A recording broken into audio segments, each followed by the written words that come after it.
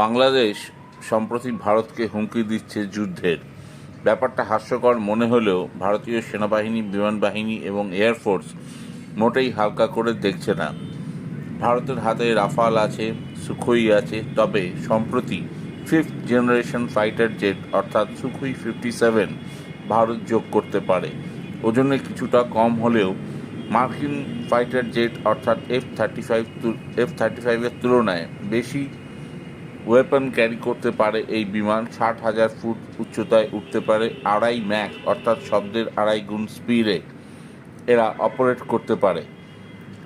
এছাড়া সুখোই 57 নিলে ভারত রাশিয়াকে অনেক কম টাকায় দেবে, টেকনোলজি ট্রান্সফার দেবে এবং মেনটেন্যান্স ফ্রি দেবে প্রথম 5 বছরের জন্য। মিরাজ এবং রাফালের পর সুখোই 57 যদি ভারতের হাতে আসে তবে চীন, পাকিস্তান, বাংলাদেশের ঘুম উড়ে যাবে। Like and subscribe.